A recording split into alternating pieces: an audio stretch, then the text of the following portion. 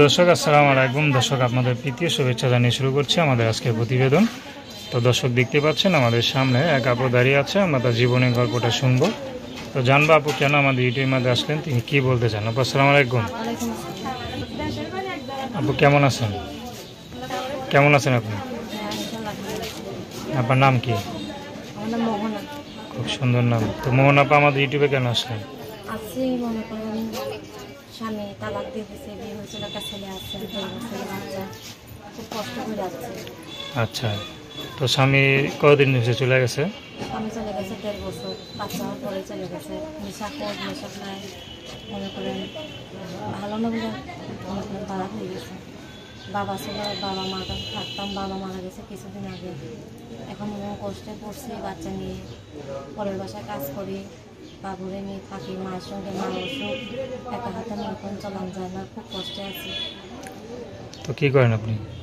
পরের বছর বাসা বাড়ি কাজ করি। বাবুর বয়স কত? 1.5 বছর।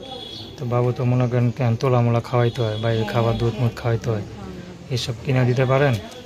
খুব কষ্ট হয় ভাইয়া, জন্য চাইছি প্রতিবেদনের সামনে, নাহলে আসার ইচ্ছে ছিল না, খুব কষ্ট করে যাচ্ছে। আচ্ছা, তো এখন কি বিয়ে শাদী করার ইচ্ছা নাকি সহযোগিতা নিয়ে? মনে করেন বিয়ে শাদী তো বসবে, যদি মনের মতো মানুষ পাই তাহলে। মানে আগে তো বিয়ে ছিল নেশাখোরের কাছে, এখন মনে করেন একটা ভালো মনের মানুষ যদি হয়, বয়স যেমন হোক, বয়সের জন্য বাদ দেয় না। আপনার বয়স কত চলে? 19 বছর। 19 বছর। তো মনে হয় ছোটোবেলায় বিয়ে হয়েছিল না? কেন বাপ মা কি খাওয়াতে পারেন আপনাকে? না, বাবা মা গরিব, বাবা অসুখ ছিল, বাবা মারা গেছে কিছুদিন আগে। ভাই বোন কজন? আমি একাই। আচ্ছা, তো আত্মীয় স্বজন নাই? আছে পাড়াপড়শি, আসতেছিলাম পাড়া কাজে। নিজের কোনো আত্মীয় স্বজন নাই? আপনার নাম কি বললেন? মোহনা। তো দর্শক, আপনার মোহনাপুর জীবনের কথা শুনলেন, তার সাথে যোগাযোগ করতে চান, তার নাম্বারটা 01817233824। নাম্বারটা আবারও বলছি 01817233824।